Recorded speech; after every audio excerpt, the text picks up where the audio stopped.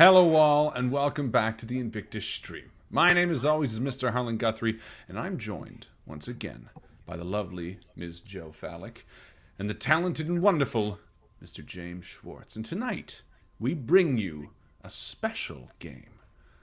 Alien Ruination. That's right.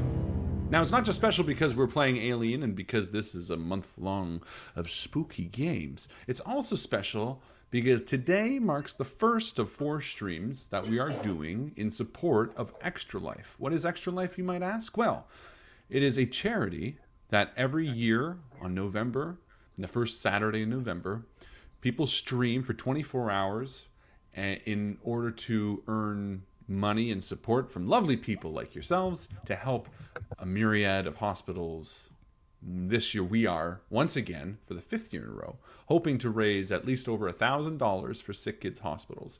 And you can help us by clicking the link in the top of the description of this video on YouTube. I don't know what it is for Twitch, because who uses Twitch? Like everybody. But please, if you have the means and the ability, go ahead and consider donating now and throughout this game, as well as the other horror games we're going to be playing throughout this fabulous month. Now, with that out of the way, how's everybody doing tonight? Everybody having fun? Good. I'm great. I'm plugging in my camera so I don't have to switch to that dramatic zoom-in version camera. We love the drama. We love the dramatic zoom. The drama camera is great, but it also hurts my soul every time it zooms out and zooms back in because it takes away from the awesome narrative storytelling that we do here. So really, it's just better. Okay. That's awesome. Of course, we are joined by James and we are joined by Joe. And tonight this is not our first foray into Alien. We've actually played 2 other games before. And there's something really nice, something very intimate, something very, I want to say, claustrophobic almost about Alien. And tonight we're going to be trying to ramp that up. So get comfortable, grab yourself a drink, a hefty blanket, one of those nice, expensive hush blankets, and climb under. But before we get to that, a new episode of Dimension Door Severed Fate, I believe, is out. No, regular Dimension Door this week. Regular Dimension Door. I fucked up. I apologize. the OG version. So close. It is a new episode of Dimension Door. Let me put that because I said fucked up. Just to let you know. 18 plus is the Canadian version of R, by the way. Oh, good to know. Yeah, I always forget to mention that. 18 plus here means like nudie and like sex and stuff. Well, yeah, kind of. Yeah. You never know. Who knows what's happening? New episode of Dice Shame comes out tomorrow. I really like this episode. Yeah, just realized that. Anyway, hopefully, if I get my shit together. New episode of Malevolent comes out later this month, as well as on the Patreons. If you're a Patreon supporter, you should already have the latest episode of Malevolent. And Audioverse Awards. Yeah, James. Audioverse Awards. Yes. So Dice Shame is in the running right now. The nominations have just opened up. It is in the voting for the finalist stage. So if you head over to audioverseawards.net/vote, you can vote for Dice Shame, you can vote for the Dimension Door podcast, and you can also vote for Severed Fate, which is in its own category along with the new podcast that came out in this past year. So all 3 of the productions we're involved with are all up. So go. Oh, you're not competing with yourself, at least. I was going to say no, Severed we're not. Fate's in its we're own. not. That's good. Yeah, Severed Fate's in its own. Next year we'll be competing with each other, which will be great. So actually, it's 4. Malevolent is also in for Audioverse. Oh, really? Yeah. Nice. Is that in the new category or is no. it? Yeah. I probably should have put it in new, but I didn't check. Yeah, it's hard to say for that one because you've been releasing it behind the paywall, so I don't know how they would have judged that. But yeah, so 4 shows between the 3 of us, which is we're prolific motherfuckers. Yeah, we are motherfuckers. That's right. We are, and hey, it's good to see you, Steven. Hello. Hey, Mark. Hey, Mark. Hello. Marky Mark. Nice to see you all. Oh, look, that'd be interesting if we all won. Be fun. A 4-way tie. 4-way tie. That would be pretty great. That's likely. It's wonderful. Yeah, anything else major? No? Got Audioverse, all this Join stuff. us on Friday night. Oh, that's right. Sorry, go ahead. I just remembered it. I was excited. You can introduce it. No, I wasn't trying to take it away from you. I was just like, oh, that's the thing I was trying to remember. We are going to be live streaming Harlan every Friday night, except for one of them. In October, Harlan is going to be playing spooky streams, so spooky games every Friday night. I'm going to be adding helpful commentary. We're going to try not to wake the kid because we do scream.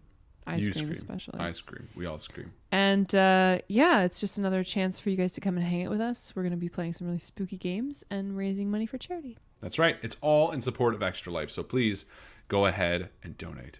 It's a very important cause to us, and it's a wonderful, reason. Should we mention our Tuesday night stream? Oh yeah, Tuesday night we're also running D&D on Sigil Stream hereafter. First 2 episodes are up. 3rd episode's coming this Wednesday. I'm really having a ton of fun with that one, so check that out. It's a really good game. And finally, there's something else I just remembered and I completely forgot. And then you remembered again? Like all good hosts. No, it doesn't matter. Anyway, this Friday we are playing In Sound Mind, which is a new horror game, so check that out. Oh, and then of course, November 6th. Make sure you book that day off, 24 hours of live streaming content, blah. I also figured out how to use Streamlabs finally. So we can actually stream to Twitch as well as YouTube on Friday night. So good. Anyway, that is it. I'm trying to keep it more morose because I want to keep the horror feel alive tonight. Tonight is about that. In the spooky season, there is nothing better than feeling that chill up your spine, that feeling those eyes over your shoulder. And that's what we really want to build tonight. So, without further ado, ladies and gentlemen, let us jump in to Alien Ruination.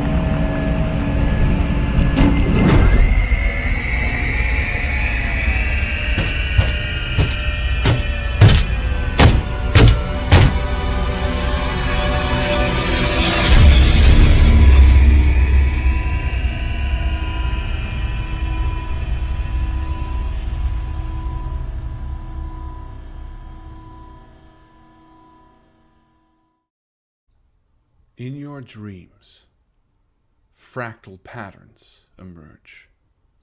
The cold emptiness is filled with light as far as the eye can see. A silver, blue light that reflects off the nothingness, splitting and swarming like a virus. In its center, a cube. You feel the warmth of it emanating as you reach out to touch it. And something reaches back.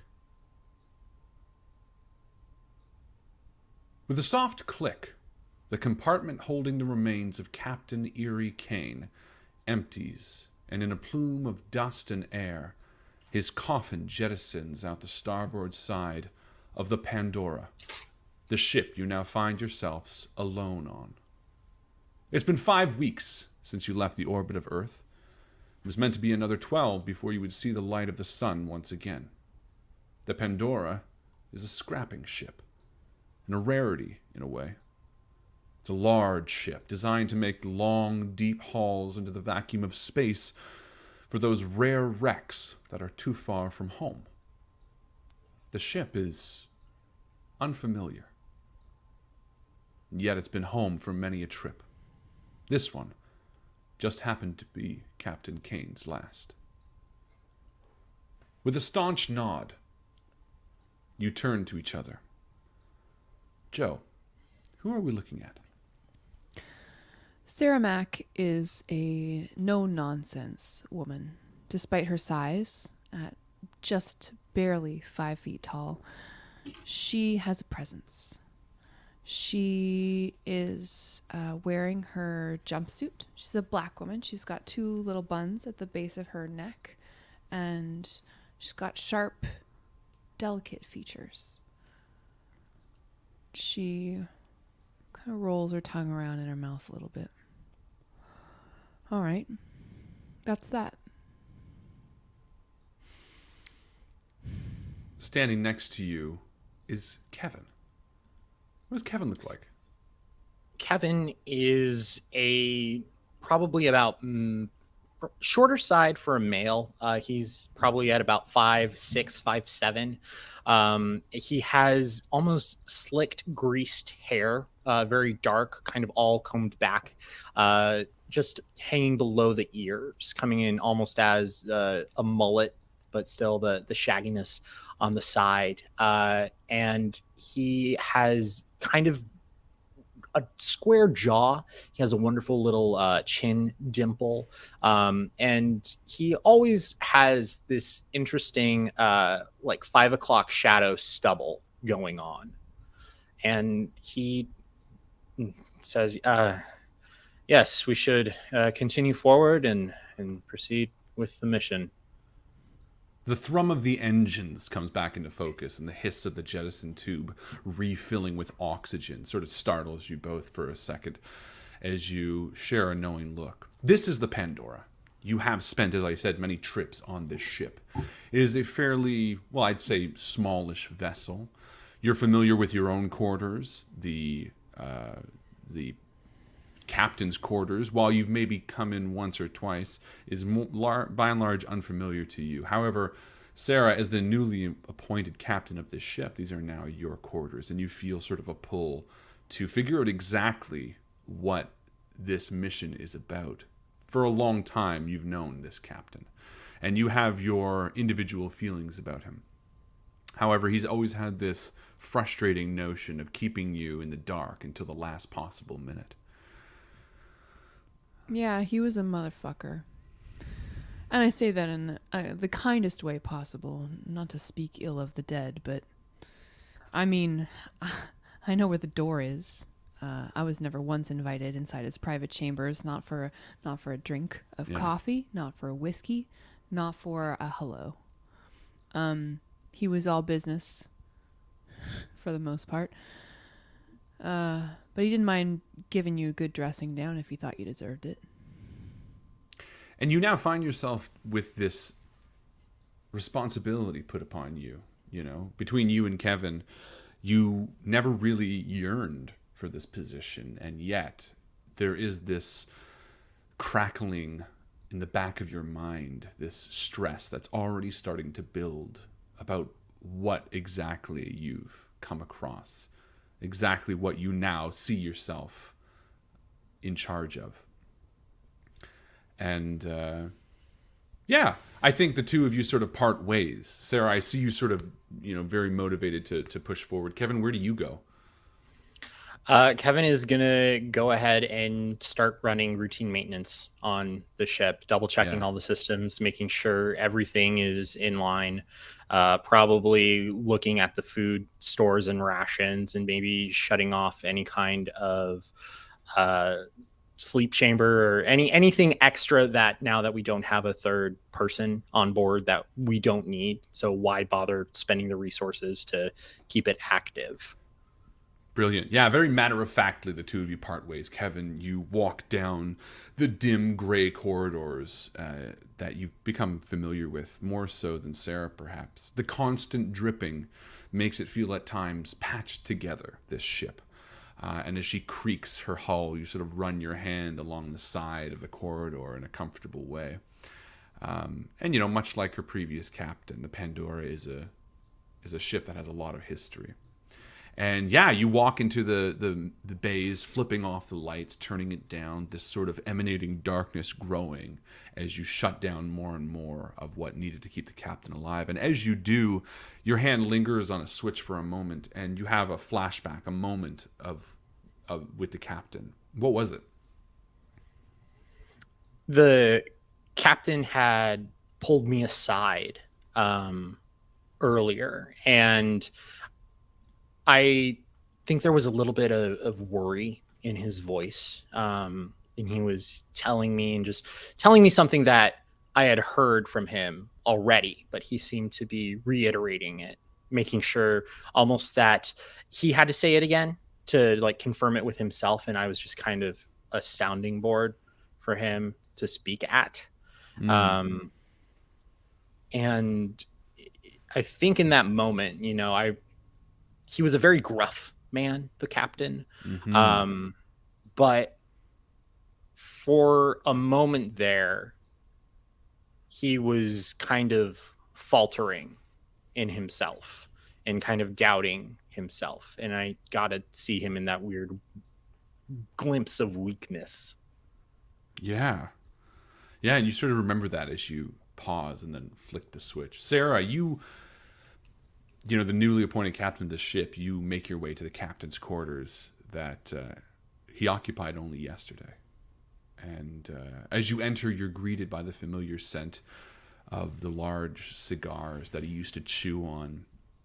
You enter to see the small cot that sits in the corner of the room and the terminal at his desk that still whirs, the fan just lightly buzzing.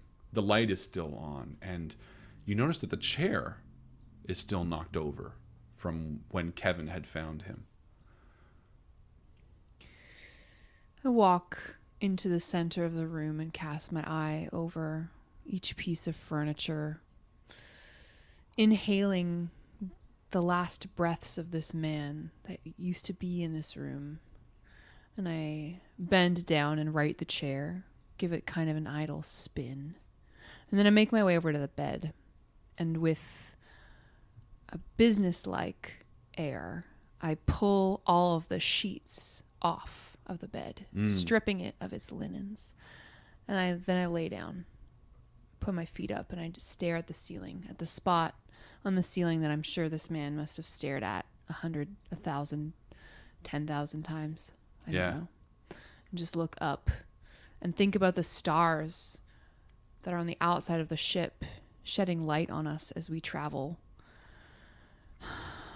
But my head is too busy. I swing my legs back up and I stretch and I go over to the computer and I sit down in his chair, in my chair now. Yeah.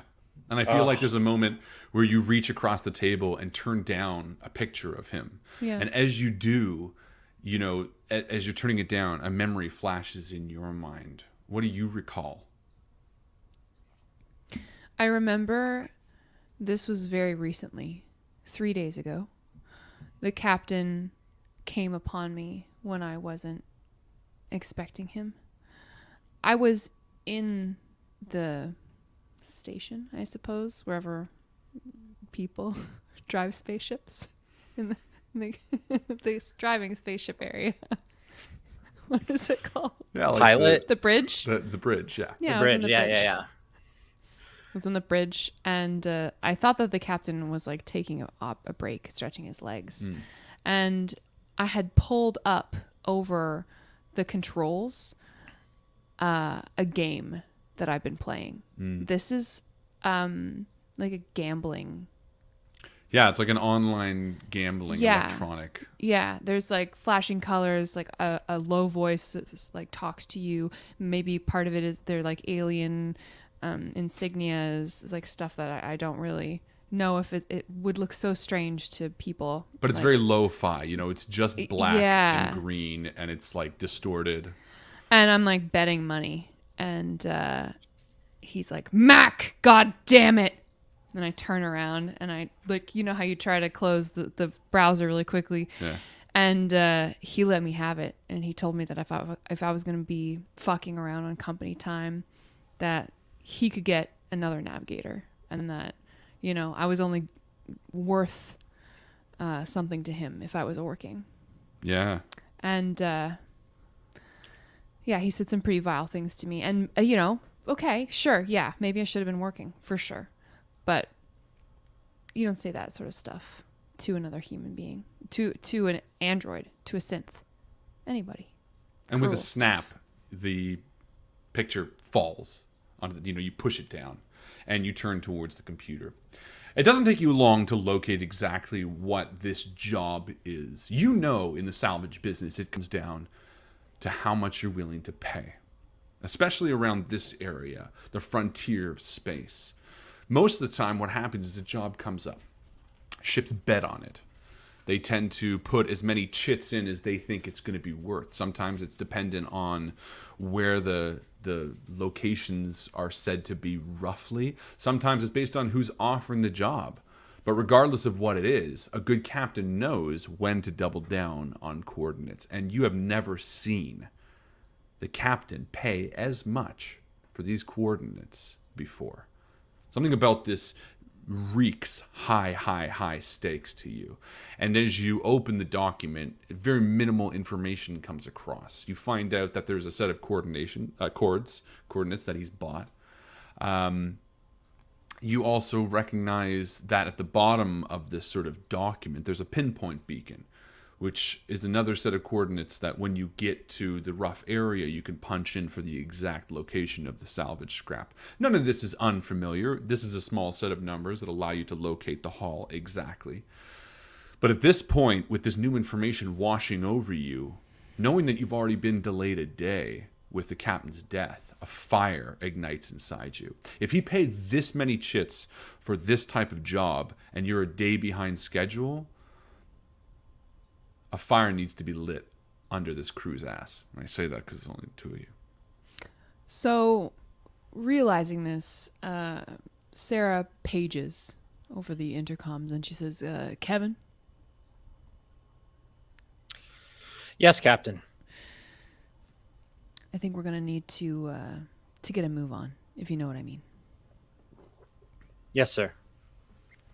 Yeah, and it's almost like, Max stands up from the desk, leaving the chair spinning, and starts heading down the hall. Kevin, you enter the bridge, flicking on lights and diving into the seat, sort of, doing one of those lift-ups as the ship starts to hum with energy and move through space.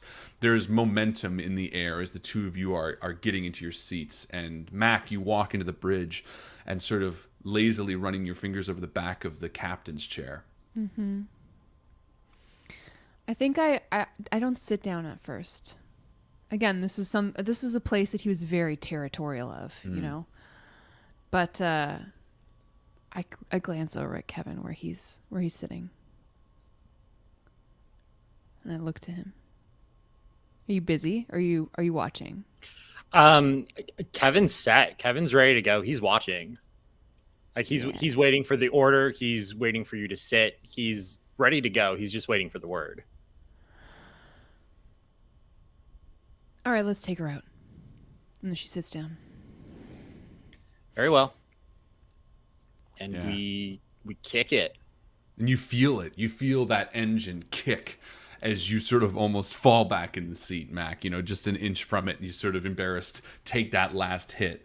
And you feel the power behind the thrusters as you move through space.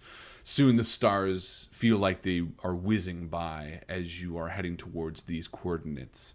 And there's a sort of a moment of uncomfort between the two of you as you realize that the captain, keeping all this close to his chest, has left you in the dark for exactly what is about to transpire and what exactly you're going for. And there's a difficulty in sort of understanding that going into something blindly. You're a smart guy, Kevin. Thank you, Captain. And Eric didn't really let on a whole lot about why we were up here, apart from giving us direct orders. I hope that you and I can figure this out together. I know that we can. I agree, Captain. That should not be a problem. And I don't know if you were part of the negotiations, of course, for these coordinates. I'm sure you recognize what it means that he paid so much. It would follow that it is a high-paying job, Captain. Possibly you have seen the reports. It is the biggest score that the captain was hoping for. He did call it a score. It's not long before the coordinates start running quickly towards you. You realize that you are enclosing, and as you do, the HUD on the console that you sit before, Kevin, starts blaring.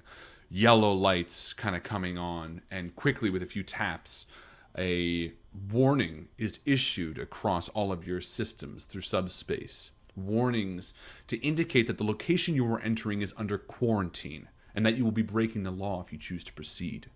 What's your assessment, Kevin? This is going everywhere, right? Maybe not. No, maybe it's Or just is it your only on my console. screen? Let's say it's just Like- your console. Ooh, I like that better. Yeah. Ooh, that's good. That's really good. That's really good. It's like really quiet. Okay. Nothing to worry about, Captain. Everything's looking ship shape. Nice. You may want to wear a hazmat. Oh no. Uh-oh. Did we lose him? Kevin. Kevin. Kevin. Kevin. I'll reboot him. Let me I just go check over his to- central. Let me just check his central processor. I go over to Kevin. Question is it us? I Let's power see. down. Oh no, I think our internet's still good. Oh no. No, he's frozen too. That's great. I mean, James, you are committing to the bit, but that's great. We'll continue on for now. Yeah, I better remove him just so we don't get distracted. He's just there down there. Yeah, he says everything is clear, and you continue sailing towards your destination. And as this sort of rumbling energy starts to wash over the, yeah, he's gone. As this rumbling energy begins to sort of glide over the ship, and you pull it back from the jump drive, it slows to a crawl, and you see, as you sort of get up out of your captain's seat and walk to the main display, you see exactly where these coordinates have led you. And there, floating, is a massive asteroid. A non-threatening chunk of space rock that must have blown off a planet eons ago. It is almost the size of a small moon, rotating ever so slowly. You sort of come out of this with this gaping view ahead of you. And for a moment, the two of you are in awe. You've seen asteroids many times, but nothing of this size, nothing of this magnitude. It's beautiful. It is. In fact, there's almost a glint of blue. This solar system doesn't seem to have any sun, nothing to shine a light on this. It's a very dark and dismal, cold place. But within that icy asteroid before you, there's a glint of something. The stars sort of make it shimmer ever so slightly. For a moment, that blue is reflected in your eye, and a feeling of warmth washes over you. Perhaps it's excitement.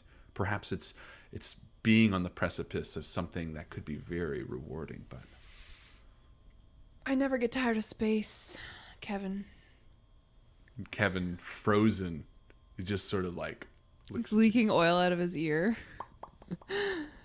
Just look at it. Look at it out there. We could be the very first creatures to look upon this piece of shitty rock.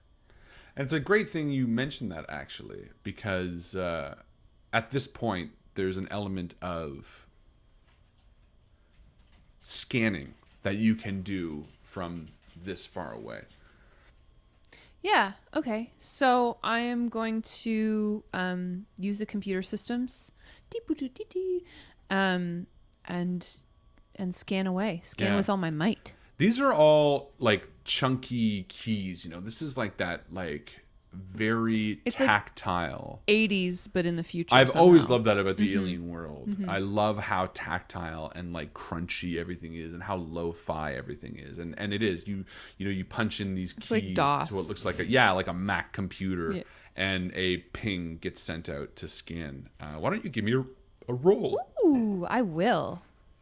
What kind of roll are we talking? Well, I mean, you are trying to scan something. You're using technology, or at least you're interacting with it. So Comtech, I suppose? Yeah. Or Yeah, I think Piloting. Comtech is the perfect one. So it's Great, under your I'll do that. wits. it's a 2 and a 3, so fail? No fail. You just you doesn't. succeed, but you just don't succeed in a meaningful way. So you get this ping sent out, and as it does, you kind of have this eerie feeling as if you're not the first ones here. Because what bounces back isn't necessarily a sign of life, but you get the very faint readout of another ship. Interesting. All right. Mark that. And Kevin marks it for me. With a side eye, you sort of look at Kevin. Now, you know, in rare circumstances, shitty as it may be, certain scrappers will sell coordinates to more than one in case it's a good score or if the price is high enough. And immediately it connects with you that if Captain was willing to pay this much, they probably, whoever was selling them, was willing to go for a few different buyers, not just one. So there's a couple possibilities. I mean, first of all, unfortunately, ours aren't the first eyes on this thing. My question is there anyone out there?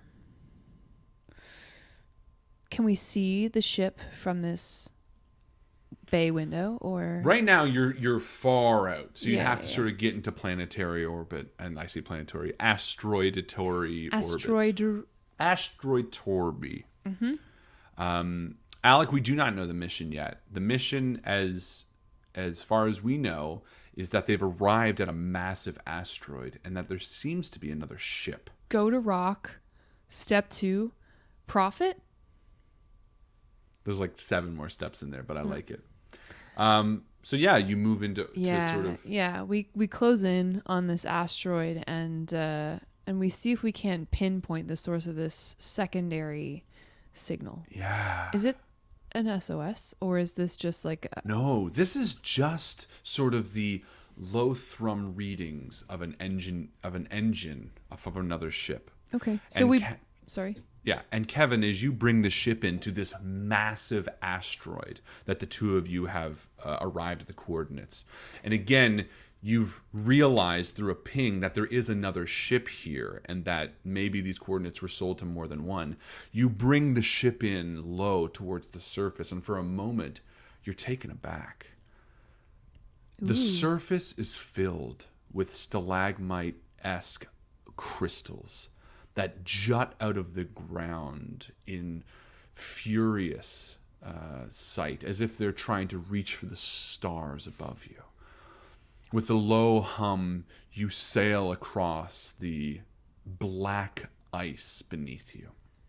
There's no sun in the solar system, and there's an odd sense of peace as you move about on the surface, navigating through these spire-like ice crystals. It's beautiful. I mean, yeah, but it's also desolate and cold. And as you run sort of a bioscan on the environment, Kevin, you realize that this is a very hostile environment. Not only are the actual temperatures here well below any living temperature whatsoever, but you also notice that there are geysers that tend to spout out from within the asteroid every once in a while. Large breaks of gaseous explosions shoot up between the spires off to the starboard side of the ship. And the two of you sort of just coast along it, maybe a couple, 100 feet above the ground. And we're scrappers, right? Typically, our missions are like, go, find a wreck, salvage, sell. Yeah, exactly. And we don't see any signs of technology here. Like you said, it's austere. Yeah. And for a moment, maybe you do. You take a second to converse. You've pinged out poorly and found that there was another ship somewhere on this planet. However, you also know that there is a secondary pinpoint beacon that you can punch in for the exact location of the hull. Or you can just land and get out. You know that you have Rover in the back, a large 3-person vehicle with 6 wheels that allows you to navigate on terrain. Mm-hmm. Different options for how you proceed. What's your assessment, Kevin? Typical hostile environment, Captain. Albeit there are some rather drastic pitfalls and steam geysers. Going on foot is especially treacherous. Noted. I think we should go and find the signal from this other ship before we move on to our final coordinates. Hi, Captain. Kevin, why don't you give me a Comtech roll? Comtech. Yeah. Yes, absolutely. So this is the first time I've rolled dice for this. That is the base attribute plus the skill, correct? Bingo bango. Red? 5, Was that 6, you? 7. It's a rover 8, named Rover, 9, Colin. 10. Yeah, I did it. I did it. That is a good name. Okay, here we go. Comtech roll. I'm looking for 6s. Do it good. Do a good one. Did okay. 2 successes, no failures. Brilliant. Yeah. You see Kevin's fingers work with precision and dexterity, almost in a blink of an eye. You see him type these keys out in these chunky physical keyboard keys. And as they click, a immediate ping comes back, Kevin, and you've located a ship. It seems to have been landed. It seems much larger than your ship. And the impression of it rings to your database. This is a ship that belongs to another group of scrappers known as the Red Hawks. We have Red Hawks, Captain. Damn They it. seem to have brought quite a large complement. We will be outnumbered. All right. That fucking skunk, man. All right. Well, let's go in. We'll see what's going on. Can we buzz him? Yeah, absolutely. I was asking Kevin. Oh, sorry, Captain. Yes, opening channel. Yeah, And I send him a ding. absolutely. Give me another Comtech roll. Okay. I like rolling content. It's Me too. 10 hardy D6. That's quite hardy. Wow. To my It's 2. very hardy. Well, Yes. you got reasons. I got reasons. Okay, 1 success, 1 failure. Perfect. Success is all that matters. Yeah, you That's open right. up a channel to the ship, and you're able to name it, or find its name rather, in the logs. It is the Temminck, Temminck. The Temminck. Temminck. This is Captain Sarah Mack of the Pandora. Is there anyone there? You wait for a moment, longer than you're used to. No reply comes. Interesting. Kevin, can you check the Signal's frequency? good, Captain. All right. Maybe no one's home. Is this the Temminck? This is Captain Sarah Mack of the Pandora. Do you read me? Again, no answer. Huh. It's not entirely unlikely that if the scrappers on board were looking for their site, that they could be off loading cargo. The comm does require someone to be at it.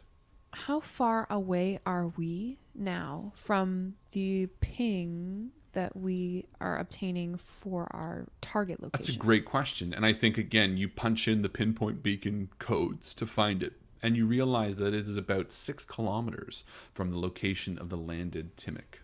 Okay, so that's fairly close. Maybe they are off by some. The Red Hawks are not great flyers. I mean, they probably are, but I like to shit talk a little bit. Let's bring her down. Yes, Captain. And we will go ahead and land the ship. Yeah, narratively tell us how you do it, Kevin. So Kevin starts punching in more of those big, beefy keyboard buttons. Yeah, just like that.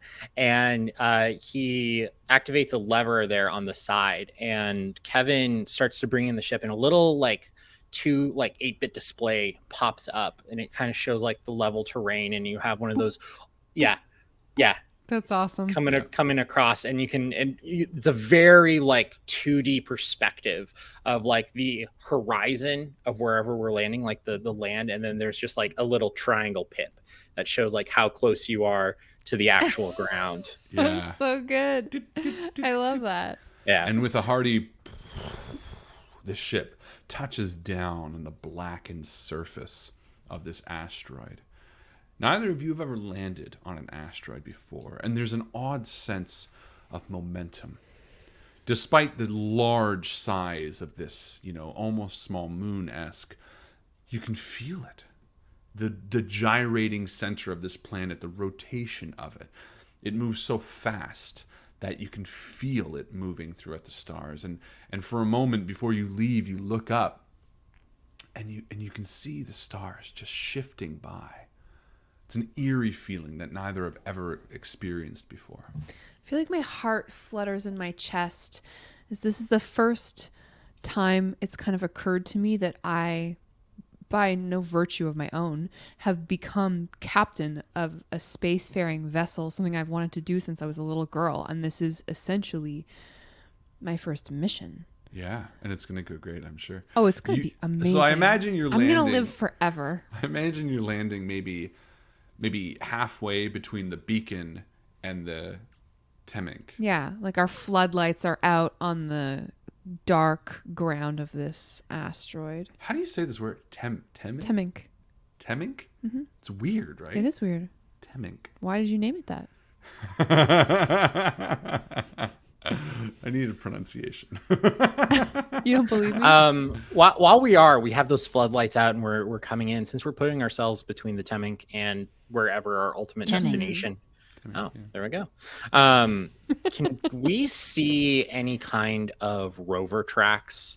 Any kind of Great question. Lines in the surface of this planet that the other crew might have taken?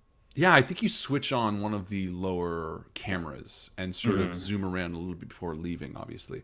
And give me a observation roll.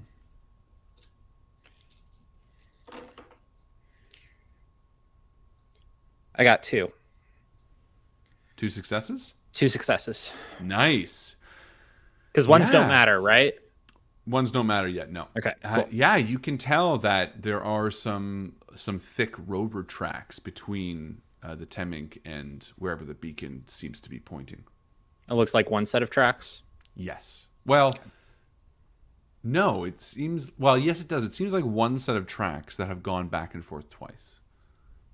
And you're sort of moving around, you're scanning. This isn't just like they're in the same place. Right. You're sort of getting a bit of perspective here. Looks like they've already made a few trips, Captain Mac. All right. Well, all's quiet right now. Shall we take the rover out? I think so, Captain. Let's suit up. Mac gets on her spacesuit. It's like a orange and yellow baggy situation with like a white helmet. Oh, it's like a more classic spacesuit. Mm-hmm. Interesting. Ooh, I like that. Cool. I like that. Get my gloves on, get my pack. Yep. And I think Kevin's putting on his pack, and he grabs, a couple extra things to hang on. He's a bit more stout and ready, and he's loading the rover while you're getting maybe double checking all your suit seals and stuff. Perfect. Yeah, I feel like this montage flies by with you like getting all geared up and putting on all the typical stuff you have, cutters and things like that to be able to take some of the salvage. Do you bring any weapons with you? I think there's a standard weapon, like a sidearm or something that you bring. Yeah, well, I'm curious because there are other scrappers here. If that's put Mac on higher alert. Definitely. I mean, I think that's something that Kevin will he will pause and he'll be like, "What kind of compliment do you wish to bring, Captain?"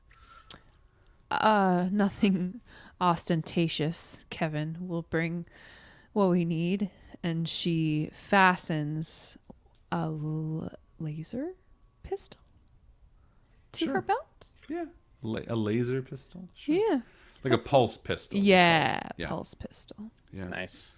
Still fires rounds, but with more energy. It's laser. You should know this. We've played enough fire teams. There's no laser guns. They're all pistols. Oh, so true. God, I'm so dumb. It's okay. Now we get to use our vast knowledge from Aliens Fire My Team. vast gun knowledge. Yes. Yeah. And Firearms. It's about this big and it shoots things really fast. you've seen it. You know, there's like that big, like, gun that comes out like this. I'm not there's bringing the that. pulse rifle. There's like a sidearm.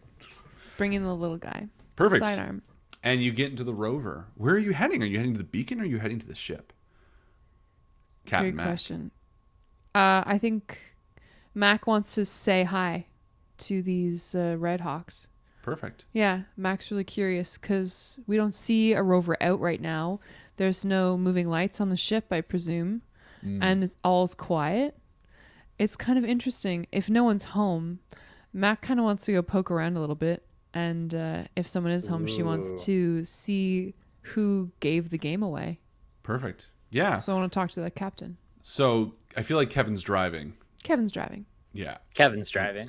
And like navigates this little rover and starts traveling across. You hear the wheels slipping, squeaking almost above the black sand as the cabin shakes. What's the gravity like here? The gravity is low, but everything is weighted. The wheels, your boots, everything is weighted so that you don't need to. And it's interesting because there's a moment in that montage before getting up where you are punching in, Kevin is setting your boots to the correct weight so that you have the correct gravity, because this is something that he would do before heading out. Oh, yeah.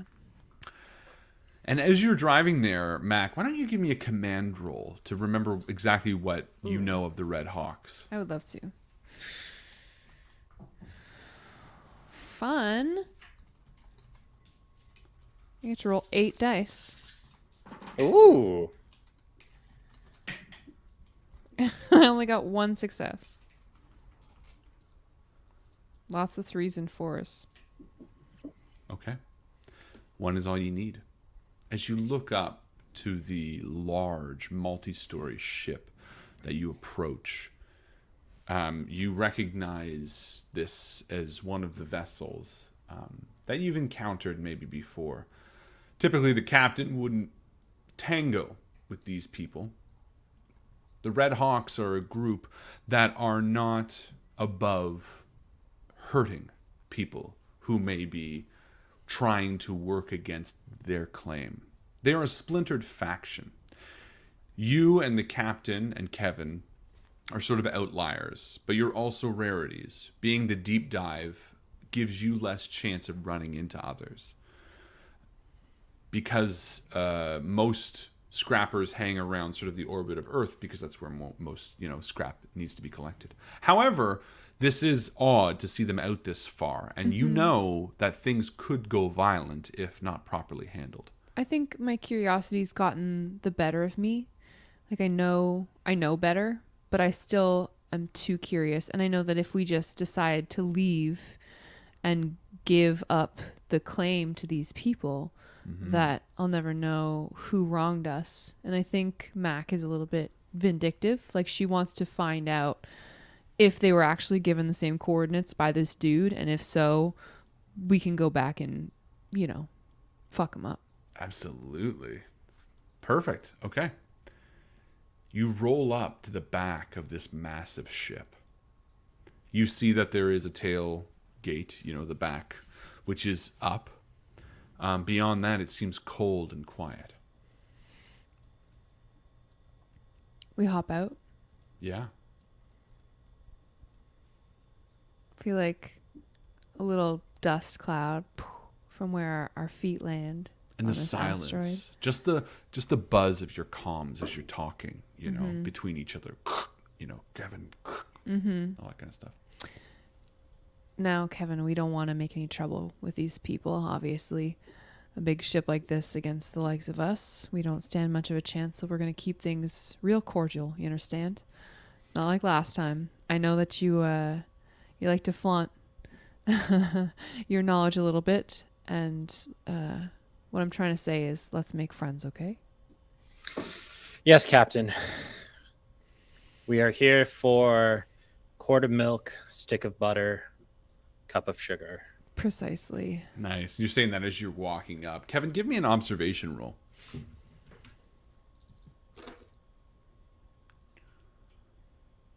Two successes. Yeah. Brilliant. Yeah, you notice that There is the back tailgate, which is a loud and sort of ominous way that if you go up and sort of punch on the outside of the ship, you should be able to trigger. But there is also an elevator that will distend from the midsection of it. And, you know, its sort of functionality is on one of the landing struts. So there are two sort of points of entry. I think we head towards whichever one is more common. I think I'd leave that up to the captain.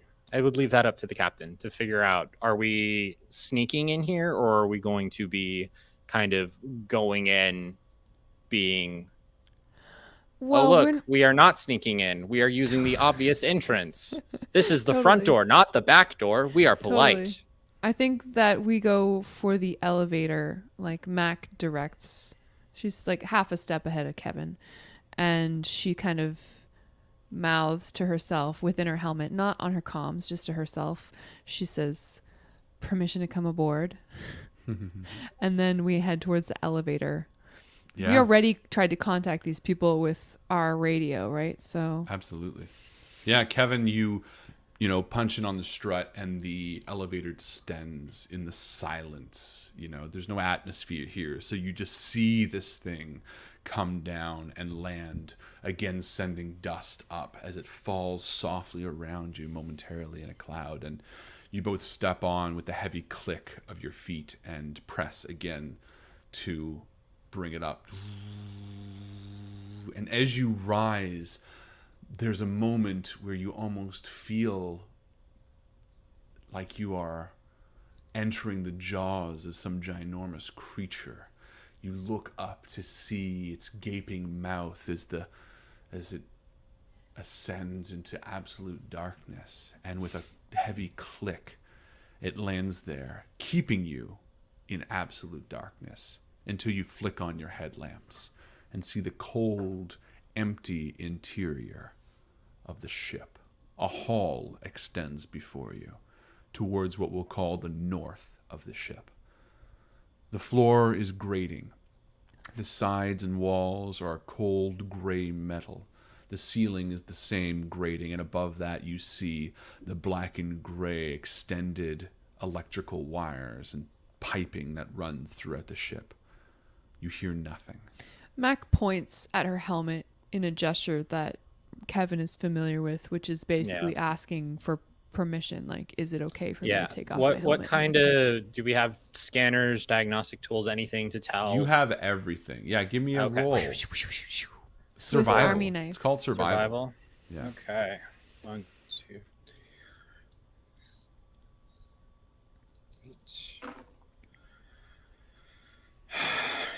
Perfect wash. No successes. Yeah, that's okay. Again, this isn't a game that punishes you. The story continues forward. So Kevin, you feel that there's oxygen in here. However, it's far too cold to be able to remove the helmet. Negative, Captain. It's gonna freeze your face off. And we don't want that, do we? All right. Absolutely not. Let's see if there's anyone home. She bangs her fist on the side of the bulkhead and makes like a loud clatter sound. And it does. Doom, doom, doom. Kind of echoes through the dark hull of the ship. You listen for a moment intently, hoping to hear something. But there's nothing. Let's take a walk down to the cargo hold and see what it is they came here to find. Yes, Captain. And I think on the way, Kevin's going to be looking out for any kind of panels, any kind of screen that can give, a diagnostic readout of like basic life support ship systems. Like, hey, here's your quick cheat sheet of what's going on this massive ship. Yeah. Perfect. Yeah, Kevin and Mac, you begin forward. These lights of your helmets streakly contrasting the shadows as you move side to side. It's a short hallway. that ends in a T-junction that goes left and right to the back of the ship and the front of the ship. Towards the back of the ship, you see it ends in a room, a large rectangular room that stretches longer than it is wide. You sort of peek in. The door is shut, but there's a glass window on it that your light does touch through, and you think you see lockers beyond. To your immediate right, you see that this is just a short hallway that ends in a hexagonal room with 3 other offshoots. So basically a 4-way hexagonal room. And in the center of it, a ladder that leads down. You gonna plug in? Yes, absolutely. Plug in. Yes, Captain. There's no monitors here just yet, if that's what you're looking for. Sorry, I thought Once you once mentioned we that once there's, we like, a find panel. one. Yeah, not yet. Sorry. Okay. I'm gonna head down. Yeah, so you head left towards that ladder and start climbing down. Yeah, I think so. Max, like, let me know if you find anything. I'm gonna see what's in the closet. Cool. And she climbs down towards where I presume is the storage. Yeah. With a soft ting, ting, ting. You take a few steps down, and just before your head exits the floor that you're on, the light casting on you, you sort of stop and turn to your left. And there you see it distinctly on the gray flooring, the red smear of blood leading off towards the hallway. She's frozen. I don't think Mac has ever encountered a dead body before or evidence thereof. And she doesn't quite know what to do. The silence of the ship, can I hear her footsteps echoing down the ladder and when they stop? Yeah. I I mean, think you're sort of then- standing right behind her. You maybe even see her stop. Okay, perfect. And then I'll cut through on the radio. Yeah. Captain, everything good? Kevin. She's whispering. You hear terror in her voice. Kevin, something's wrong. There's blood on the floor. And she starts climbing back up. Yeah. So just to clarify, so you guys came in this elevator. Okay. You Okay. head north here. Mm-hmm. You saw that there was sort of some personal lockers over here, and then you've come into this room. And you started climbing down this ladder, and you noticed there was blood leading off this direction. Does that make sense? Yep. Good. Once she gets halfway out, she says, I think something very, very wrong is happening here. Did you see a body, Captain? No, but there's too much blood. I think there was an accident.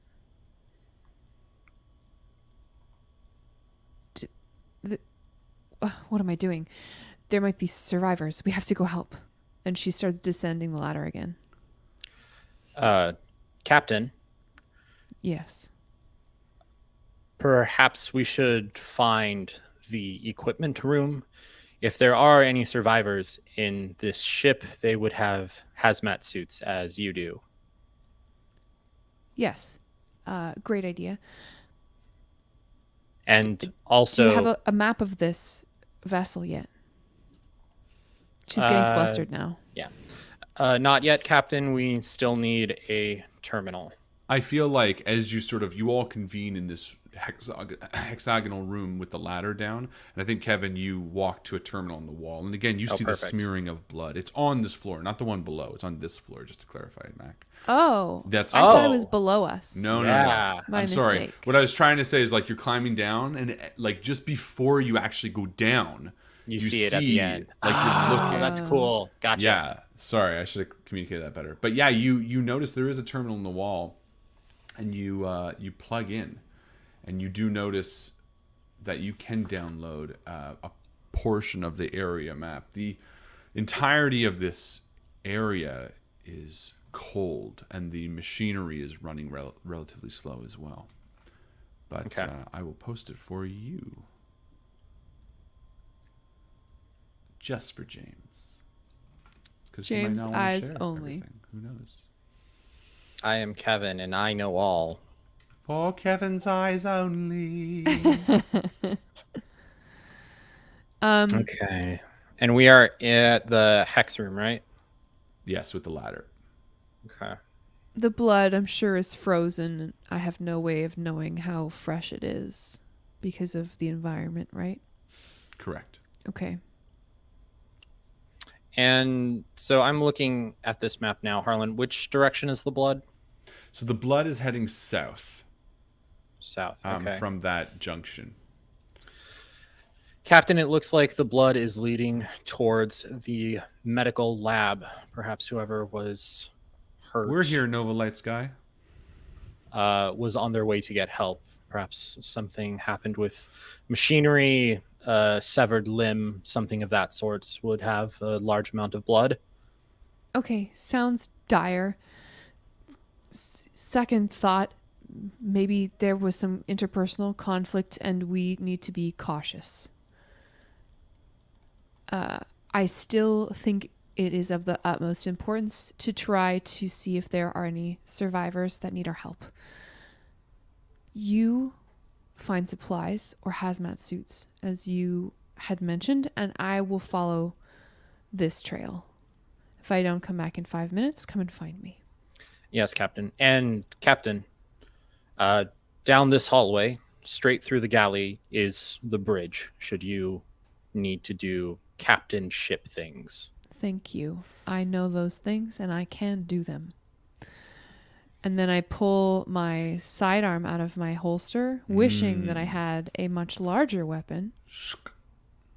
And I proceed to follow the smear. Brilliant. Yeah. And James, Kevin, Yes. whereabouts are you heading exactly? So Kevin knows kind of what's on this deck, and captain's orders say hazmat suits and armaments, correct? That's Correct. right. And I do not see them on this level, so Kevin's gonna head to a different level. Perfect. Okay. So you're going to head down? Yes, I will head down. All right. As you And head... I think I'm just gonna ping the captain real quick on comms and Yeah. let her know. Captain Mac, I'm heading down to the lower level. There do not seem to be any hazmat suits or supplies on this one. Copy that, Kevin. Perfect. Yeah, and Kevin, you slowly descend the ladder past the blood. I'm going to send you another map that I'm sure you'll download in a second. Thank you. This is a good game. You head down the hallway streaked with blood, your light shaking softly as you try to maintain your composure. I want to give you a stress die, first and foremost. I'm walking in what I imagine is a business-like manner, this being my first foray into potential negotiations with another ship's crew. However, I am terrified, and it shows more than I would like it to. My beam of light is unsteady as I pass it across the floors to look for more signs of blood as I continue down the corridor. Slowly, you move forward, the click of your feet on the corrugated steel beneath your feet. And then your heart jumps into your chest as something screeches across the light. For a second, you nearly drop the light before you realize that a small tabby cat is sort of curled up, shivering in the freezing cold beneath the door to what you now see as the med bay. Oh no. It sort of hisses at you, and then, realizing its fate, sort of tentatively, nervously walks towards you. Yeah, I quickly pick up this cat. I'm sure its nose and eyes are crusted with frostbite, and I remember having a cat as a child, and loving that animal, and the same love is just coursing through my veins, almost forgetting the other trouble that we might be in. And I pick up the cat. Oh my gosh. You must be half frozen to death. Come with me. And I open the med bay door, kind of distracted by this feline. Perfect. And as you open the med bay door, you're greeted to a grisly, horrific sight. You see the body of somebody splayed out on the table. The blood that must have been dripping from them now frozen in large beads dripping off the face, or what was once the face. Deep tear marks seem to have removed most of this person's skin, and their jaw is shattered, twisted and turned in a disfigured way. On the radio, Mac says, Kevin, I have one deceased upstairs. Looks like they've been tortured. It's a real bloodbath in here. How are you doing? In the cargo bay now, Captain. There should be an equipment shed at the far side. Are you in danger? No, I'm okay. I don't see anyone else. I have a cat here with me. And then this poor soul. I'm going to take a closer look. And I slowly walk towards the corpse to investigate. Yeah. The cat begins to sort of claw its way out of your grip with every step you take closer to this corpse. It seems to start hissing and sort of fight its way free. Do you let it go? Fine. Yeah. And she drops the cat. Yeah. And with a scurrying, it sort of runs off down the corridor. And as your light shines on the blood that's frozen in place, you see again the missing nose. You see parts of the skeleton from where this person's lower jaw was completely dislocated. It looks like this flesh had been stripped away, its grinning teeth exposed in the frozen nothingness. The blood is sort of in splatters all over its chest, all over its head, which must have been slicked back in sweat, but now frozen and stiff. It has sort of a writhing agony. Its arms are stretched out, and it lies cold. What the fuck?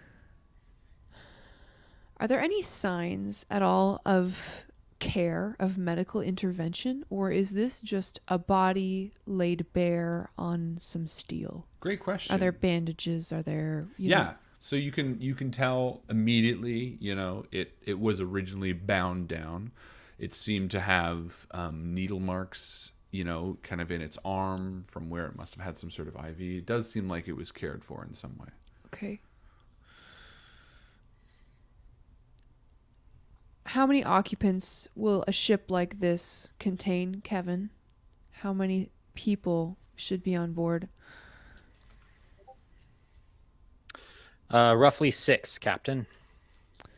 All right. Well, I've got one of them here, and they're not going anywhere soon. So let's find the other 5. Mac turns from the grisly sight, shakes her head, and looks around the rest of the med bay. Is there anything in here that I can use? Absolutely. What are you looking for specifically? I'm looking for, maybe a better gun. Well, no, not that, but anything that you'd find in a med bay you can find. You don't have guns in a med bay? Medical guns. Sorry, maybe in a horse med bay. For surgery, when you shoot the tumors out. But Joe is the medical professional here. She would know.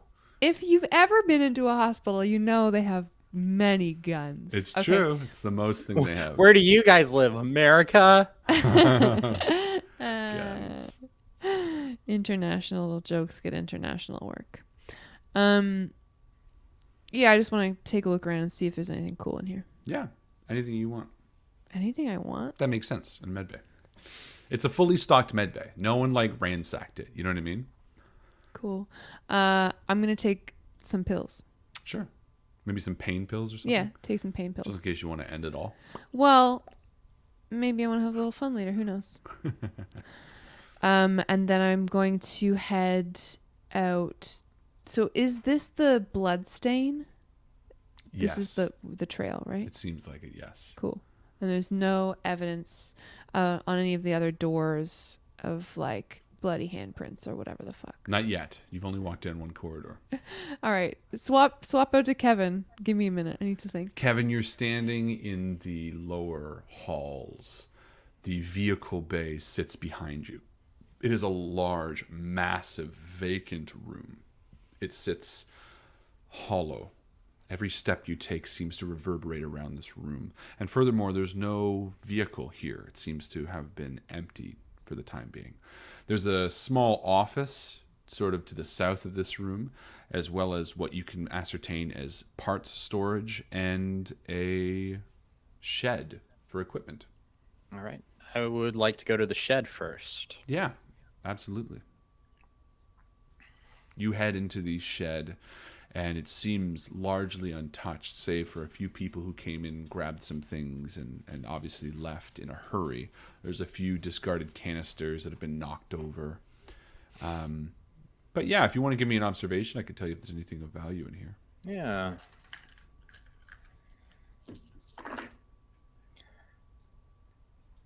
Two successes. Yeah. There's sort of a series of like armaments. There's some riveting for like being able to repair hull. There's some thick clothing or light armor. There's a series of sort of equipment that you would find here. Okay. Excellent. At this point, I'd like to report back to the captain. Perfect. Yeah. Captain, I found an equipment room. We have some armaments, armor, basic repair equipment. The vehicle bay is empty. They must have one of the rovers out. All right. Well, that explains why no one's home, apart from this. Honestly, Kevin, I'm getting the creeps from this place. Why would they leave their cat here with the power off? And who is this person? There could have been some sort of systems failure, Captain. If there is another life form here, perhaps it is not intentional that the life support has been disabled. That would make sense. All right, let's complete a quick scan of the rest of the facilities here, and then we'll get back in the rover and head to the site. Aye, Captain. And with that, I'm going to continue my sweep of the top floor. As you do, you exit the med lab and hang a right, continuing down that hallway. You enter another hexagonal room, which seems to be a napping bunk. There are, vertical things in zero gravity in which people can be napping for the most part. However, one of them lies on the floor, and within it, a corpse. Ooh. Whose chest is exploded. Broken, fragmented fingers reach towards the darkened sky of this room, the darkened ceiling of this room. Your light casts these shadows as you move back and forth. They almost seem to move. This horrific description, or this horrific display of agony on his face as you see these ribs broken and stiff in the frozen light. Something is broken out of this man's chest. Scratch that, Kevin. We have a second corpse upstairs. It looks like his chest exploded. Oh,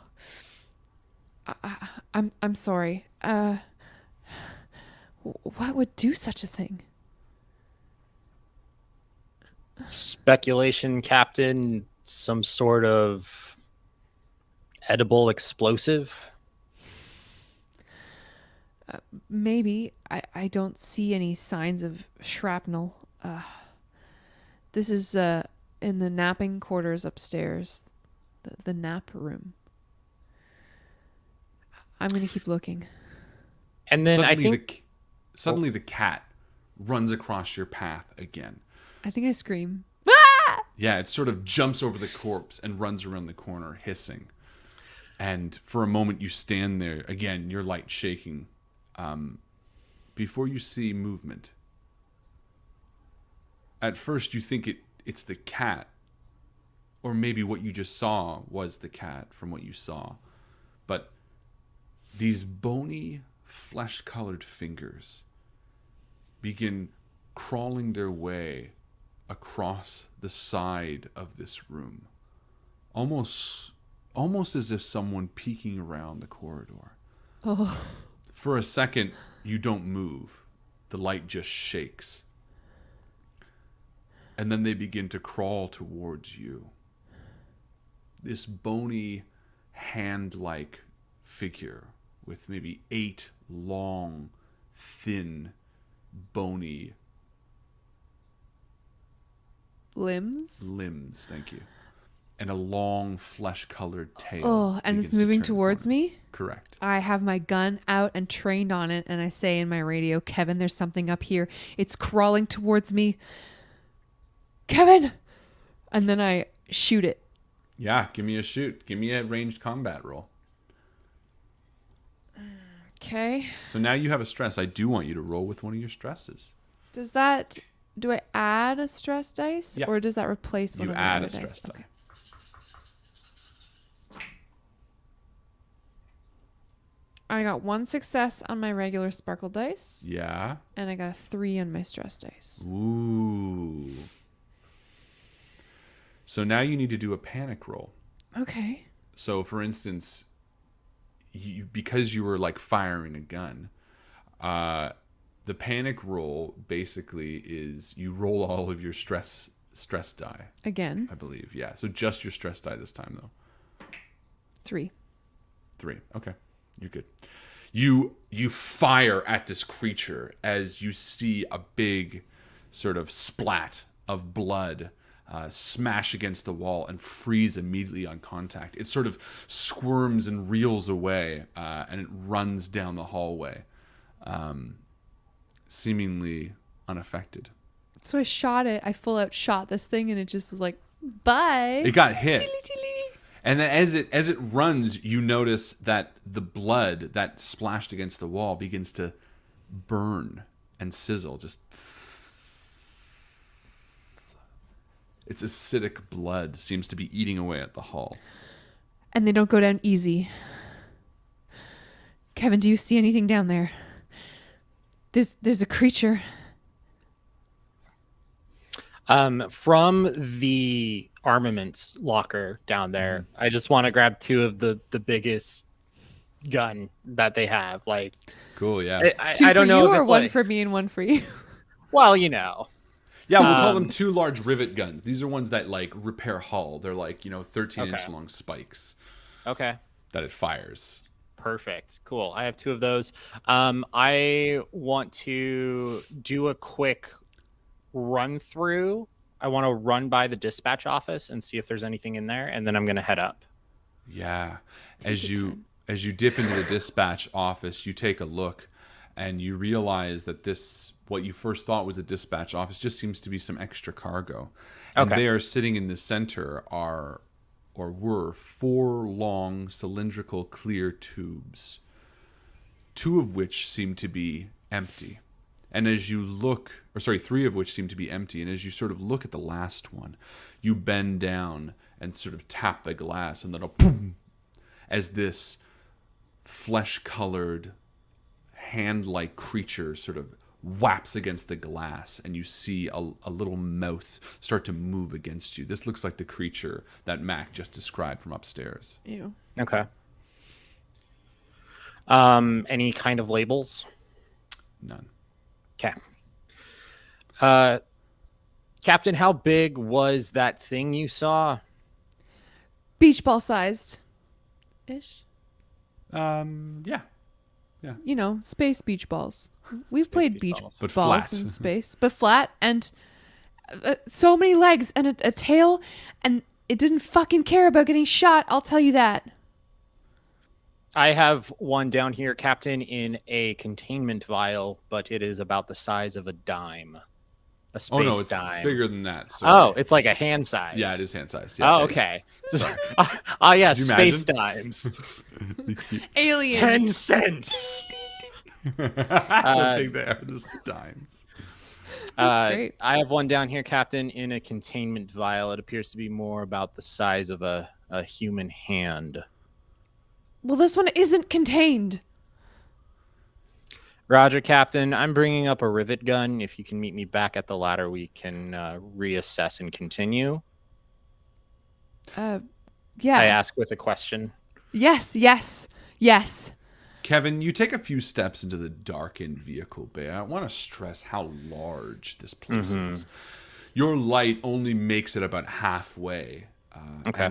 And as you walk closer, you see sort of the light of the ladder come into frame. You see it, again, the shadows it casts behind it. Beyond that, you can't actually see the far wall of the vehicle bay. But you do see something else.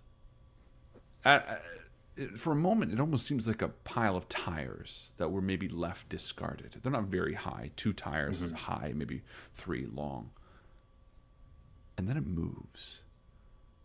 The blackened figure sort of skulks just on the edge of the light. It moves silently, smooth. A form you've never seen before. Almost more as if it belongs in the ocean with the fluidity that it moves.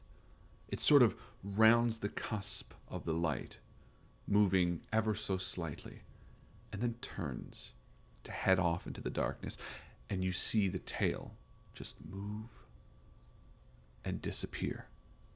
The sharpened, dagger-like point of its tail, and the bony, black, almost vertebrae-esque nature of it disappears before you. The ladder is just 10 feet in that direction. Okay, I move towards the ladder very carefully but diligently, just trying to keep a fluid motion, trying not to give pause to what I have just seen. And Why don't you give me a mobility roll? I would love to give you a mobility roll. Meanwhile, upstairs, Mac is just like running towards the ladder, like doesn't know there's a giant black alien. No successes. Oh. I know. Kevin, you sort of begin to move, but you do so with a carelessness that you didn't really anticipate. Your feet sort of heavily, touching on the ground, sort of making these heavy thumps. And as you do, you hear it now. Kind of like makes this hissing sound in the darkness off to the left. It turns around, seeing the light, but hangs on it. And with a clicking, you can hear its bony fingers climbing up the wall on the far side of the cargo hold. You turn to sort of feel this thing moving up towards the ceiling, almost directly above you, as your hand sort of stays on the ladder. And then a thick drip of saliva lands with a on the back of your glove. And you look up to see the gaping jaws of this creature.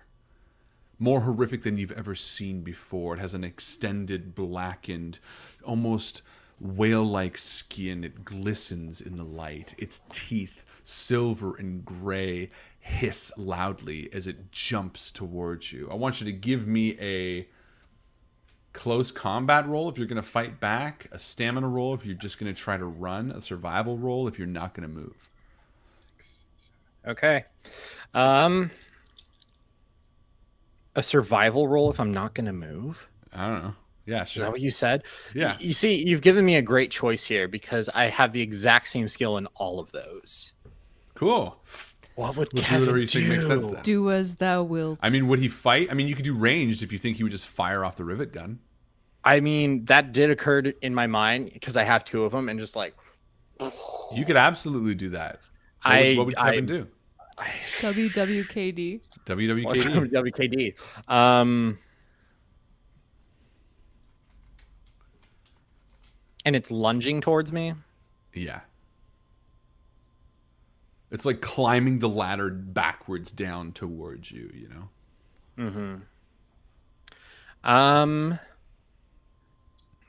Shit. Okay. Just go for it. What would Kevin do? Okay. Kevin's gonna stand still. Kevin's Yeah, gonna stand survival still. roll. Kevin's, yeah, he's gonna just like hold steady. Like a little game of chicken. 2 successes. Nice. You don't move as this creature lunges towards you, but almost confused as it sort of stops just before you. It sort of sniffs you. The odd metallic plastic smell of your suit, and it sort of climbs over you. You feel these long, massive hands touching your back. The creature itself isn't that large, maybe the size of like a dog, but it crawls over you, its long tail sort of whipping listlessly as it climbs down, looking around. Again, it sniffs the polyester of your suit and then sort of turns into the darkness and skips away for the time being. Kevin, you're standing on the ladder. I feel like you see Sarah's silhouette at the top of the ladder now. Sarah, like you're I've looking made down. my You way saw to... this from the other side. Oh, I did see it. Oh, yeah. Yeah. Your heart is suddenly racing. Kevin, we have to get out of here. We And have to Kevin's get to gonna the rover start. now. Yeah, Kevin's gonna start climbing the ladder. Captain, if there is a hatch to seal for this deck, I recommend closing it as soon as I have breached the threshold. Affirmative. Yeah. Kevin starts climbing up quickly as this creature sort of rounds now, hearing the movement as well. And with, hand as hand, you see this creature making up this time as if it's nothing. It leaps up to halfway through the ladder and quickly starts clawing at Kevin's feet. Although unfazed, Kevin, you sort of keep the same demeanor going up. Why don't you give me a mobility roll? I don't have a shot either. Kevin's in the way. Yeah. All right. Nope. Yeah. Oh, no. You feel its hand grab around your leg and begin pulling. Kevin, you sort of feel this tug behind you. Mac, do you want to try taking a shot? Yeah, I'm going to try now. Do it. All right. My range You have to roll your stress, obviously. That's right. My range is 4. Okay. I got 1 success. Nice. No stress. Perfect. Yeah, you're shaking, but you sort of adjust your head. You take a good look, and you fire 1 round that skids across the creature's back. It screams as acid spills out, and it splashes on your leg, Kevin. You begin seeing it eat away at your suit just a little bit. But it lets go for a moment as Kevin, you climb up and the hatch shuts. Immediately you start hearing the banging on the underside of the hatch. I think I know what happened here. Let's go. You run back to the elevator. Yeah, in a moment's without any hesitation, you smash the button and begin riding the elevator down. As it goes to hit the lower level again, a plume of dust comes up, and you head for the rover. Before you can even realize that you are back in the rover, speeding your way back in the direction. Are you heading back to the ship? Oh, yeah. Absolutely. Kevin, are you driving? Captain, am I driving? Yes, you're driving, Kevin. Okay, excellent. Perfect. Kevin, you are driving towards the ship, and maybe 3 kilometers beyond is where the beacon is still telling you guys to go. What do you do?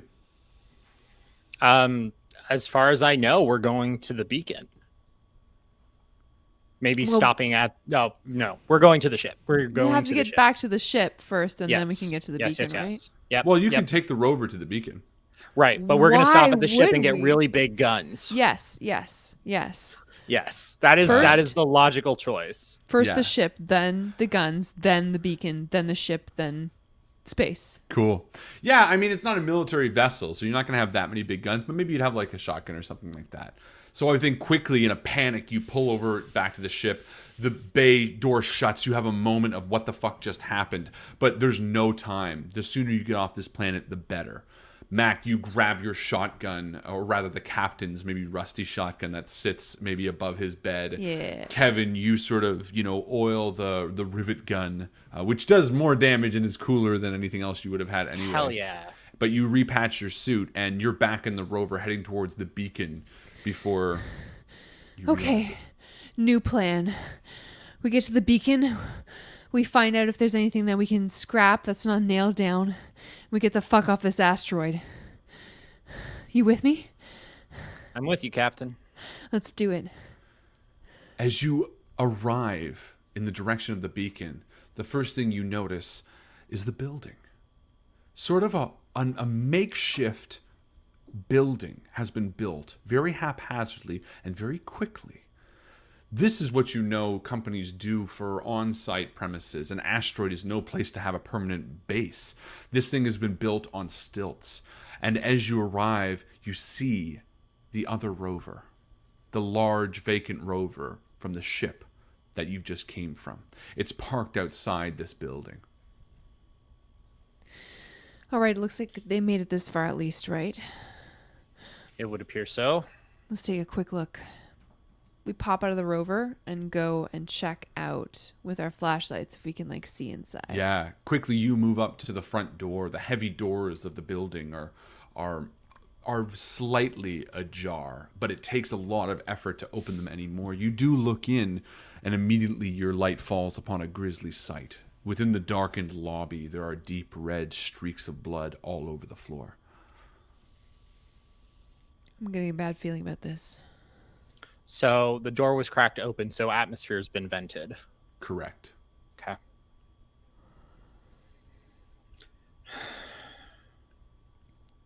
And I think Kevin is just gonna cock the rivet gun. Yeah. You load in a new spike. Yeah, big 13-inch spike. You head in, and again, the lobby is still and quiet. There are 2 doors leading off of this room. Both are sealed. In fact, there's an airlock between most of these junctions, and you do see light beyond the junction to the right. Mac walks towards the light. She's almost entranced by it. Maybe they were surprised. Maybe they didn't know what we already know. Maybe this isn't going to be so bad, and we can get out of here with a decent score. Kevin is going to start cycling through radio frequencies on his comm and just sending out pings to see if anybody responds on any of these frequencies. Cool. Yeah. Give me a communications roll. Or a comm tech roll, I should say.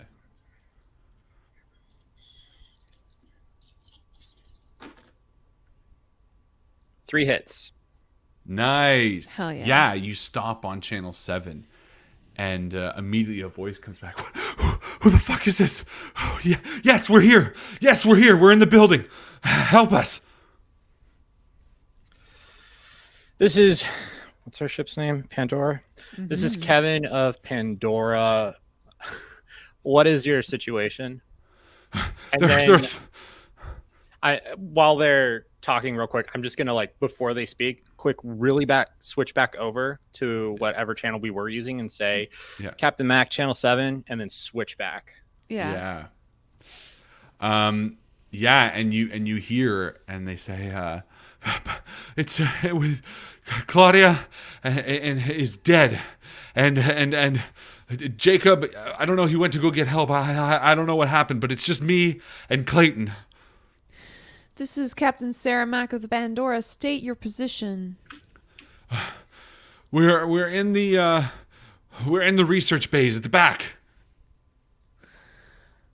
All right, we are going to attempt to rescue. Stay put. Stay frosty. And we kick down the fucking door. No. 25. Just all the aliens. atmosphere gone. Yeah. No, they're near the back of the facility. Yes. Yeah, so we tried to get there stealthy, like keeping our eyes open for aliens and such. Perfect. I feel like Kevin plugs in and downloads the map. Hell yeah, Kevin does. That's what Kevin does. That's what Kevin does. Kevin drives and he gets maps. Beautiful. And so I take it you entered through 1 and they're sort of towards 4. I love how people in the chat are giving us shit for being anxious to make money and not knowing that there's aliens in the building. We know that there's aliens in the building. It's Alien, Everyone in the Alien does RPG. that. That's how they do. character. Yeah. That's why we split up and stuff. You open the airlock and step in, and you feel the air change, and again, sort of the oxygen becomes breathable. As you enter through, and you're sort of at a 3-way. There's a forward, to the right, and to the left. Okay. I mean, we go forward, right? They said to the back. Is there any... Left would be the back, technically. Oh. Sorry. Left here, Captain, for the back of the facility. Do I have tags on what the other rooms of this place are? You do not, no. Okay.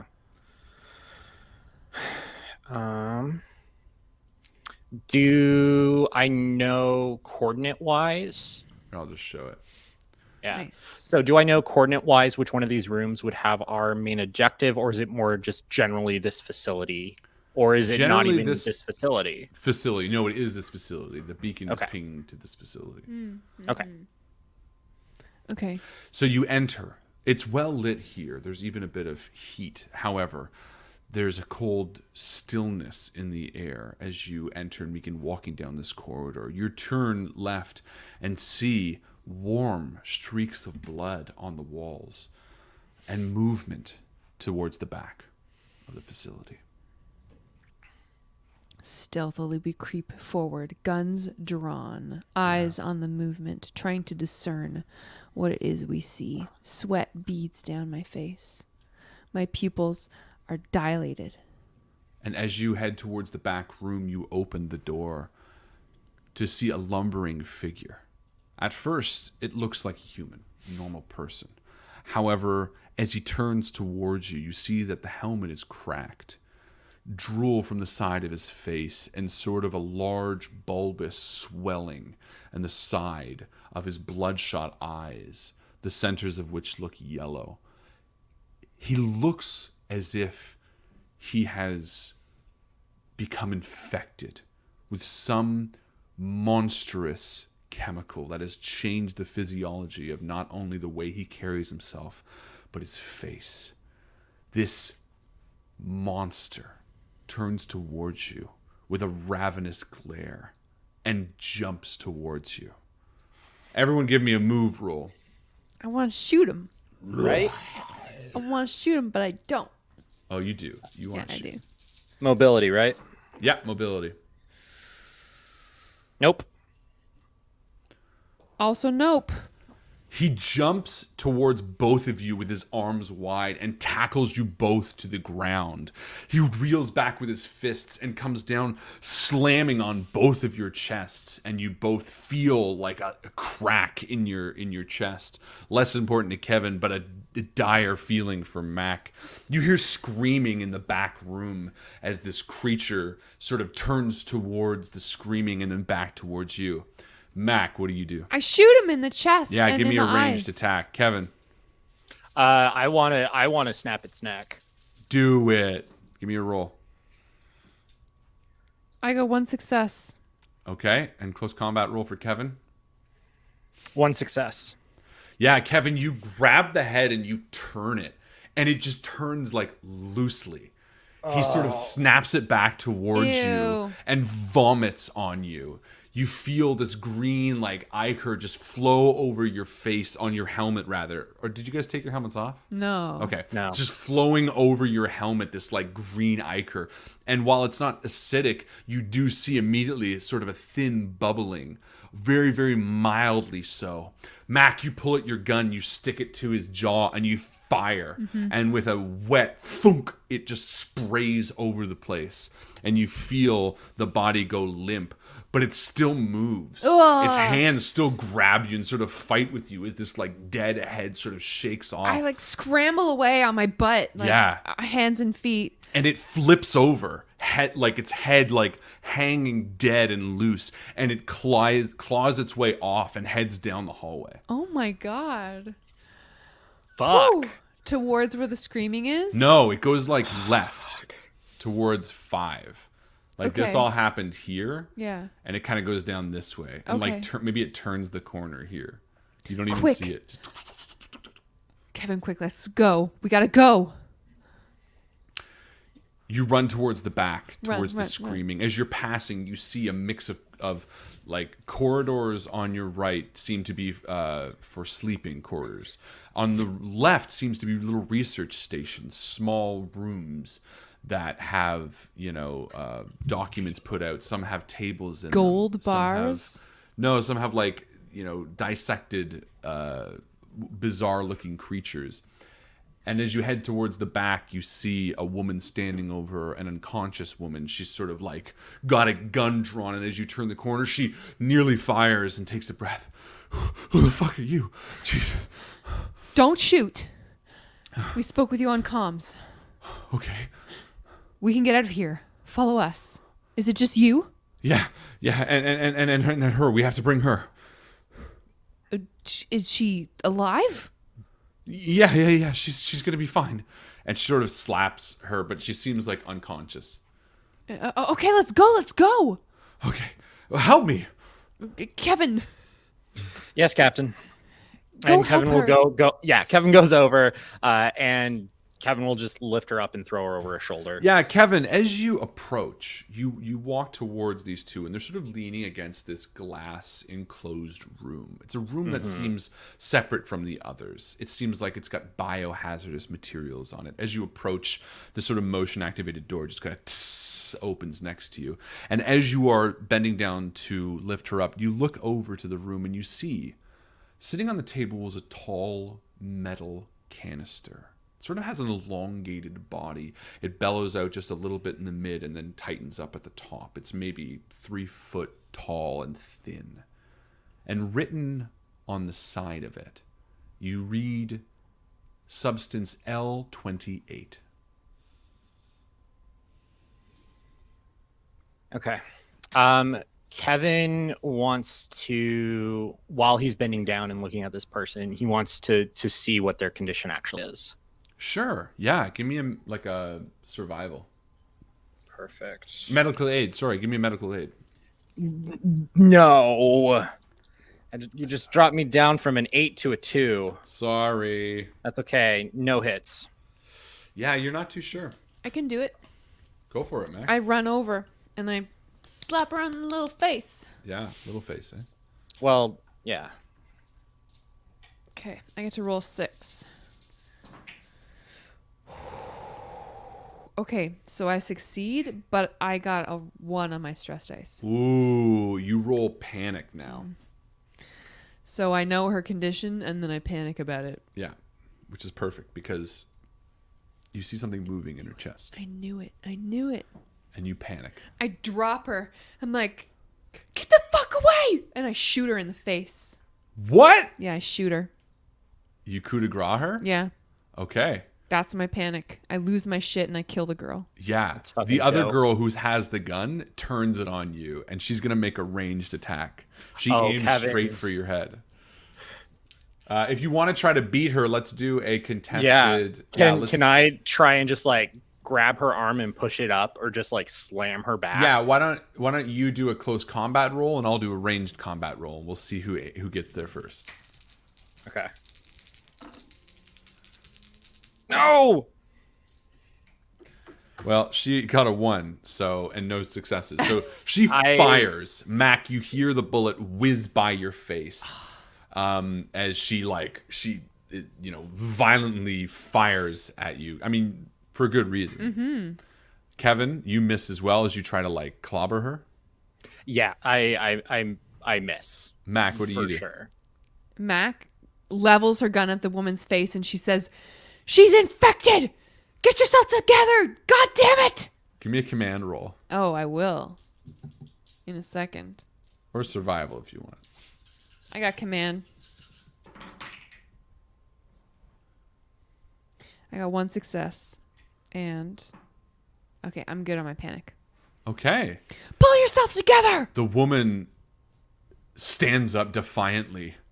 She takes a step over the dead woman, looks down at her, and then turns towards the two of you. So you're sort of in her line of sight, her back towards where you guys came. And she says, "I don't know who the fuck you think you are." And before she speaks, a hand reaches from behind her and tears her upper jaw open. You see the inside of her face just fold open as her head gets ripped clean from the lower jaw of her body. And she falls backwards screaming. The creature, its head sort of hanging listlessly on the side, tries to make a bellow from its chest. And as it screams at you, you can both give me ranged attacks. Yeah. I got my shotgun out now. Because I said so. 1 hit. Because they want one. Yeah, you hit it with the fucking railgun. Damn right I do. I succeed and I panic. Okay, so you succeed, you shoot it with the shotgun, but you unload the entire clip. You like, Just and like you in only real had life. like enough for like the one clip, so the shotgun's useless. But as you fire the rivet gun, it sings through this creature's chest and pins him to the back wall like 15 feet away. His lifeless body just hangs there as the two of you are now alone. And as you look down, you see the chest of this body break open. Yeah. And Kevin... inside, this small flesh-colored monster screeches. 6, 7, 8. Cool. Kevin wants to pull like a knife or a hatchet and just come down on it. Yeah, do it. No. It's just a baby too. It's like No, like a soft you, little shell. You don't even have a hatchet. You know what you do? You go for the wall and you grab like a pipe and you break it loose and you bring it down and you stab, but you miss. This tiny little creature sails off down the hallway and turns the corner, leaving little pads of blood as it goes. The two of you are now standing in the lit hallway as the lights begin to flicker. Just like, fuck this. We gotta get out of here right now. Right, Captain. And instead of going for the hallway, Kevin will go into the lab and grab the canister. I feel like Mac is running and she turns and then Kevin's not there and she's like, "Kevin!" you turn around and you And- see Kevin Where's Kevin? grab this canister from the biohazard room. What the fuck is that? And I'm running. Payday, Captain. And then I run back up with her. Yeah. And you barrel down the hallway, little footprints of blood leading the way. As you barrel through the door, it smashes behind you. And again, you don't even wait for the airlock to clear. It just pushes air out. You head out to the lobby past the blood smears through the broken door out into the rover to notice that only your rover is there. Without thinking too much about it, you get into the rover, turn heel, and drive as fast as you can just to see your ship taking off. No! It fires on both cylinders and begins raising into the atmosphere, shaking, as Kevin just slows to a crawl watching this thing take off. I try to contact it with my comms. Yeah. You're like... I feel like you panic, right? You're just Yeah. like smashing the button and like... How dare you! You're leaving us to die on this fucking rock! Ah! As you see it turn, it just sort of like fires thrusters and takes off into the night sky. What do you do? Cry my eyes out. We're gonna die here. Kevin, we're gonna die here. Captain, there is still another ship, and Kevin's gonna gun it for the other one. Yeah, the only other ship. You go full thrust forward as the rover sails off, bouncing on the low gravity, plumes of dust screeching up. And as you turn, lowering the elevator once again, you leave the rover on the surface. Yeah, oh yeah, fuck the rover. Yeah, you get back in, slam it, and once again you are on the hollowed, cold halls of this ship, but now with so much more panic in your voice. As you enter the small hallway, you exit out towards what you know is the bridge on the far side to see the hatch broken open. The cargo hold which held the alien is broken. And just as you see it, you hear the distinct, soft clicking of feet in the corridors. What do you do? Run. Yeah. I run Bridge. as fast as I can. Yeah, to the bridge. I'm hoping that we can have the element of surprise and we make it there first, and we can close the bridge doors and lock all the locks that we have. You bolt over this middle hexagonal area. You jump over. Both give me a mobility roll. All right.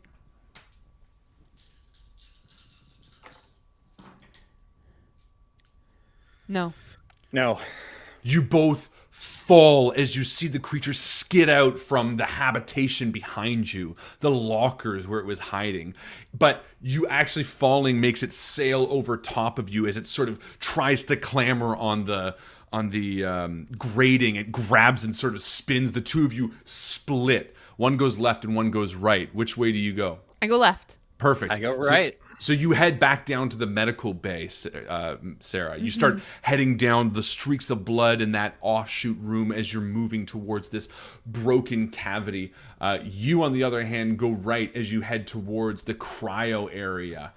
But it's a dead end. Kevin, you start heading down there, and as you stop, you turn around to see this creature skulking towards you, taking steps ever so slowly.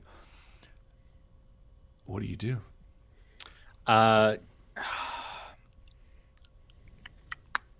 Kevin's gonna see if there's anything around here that he can use as a weapon.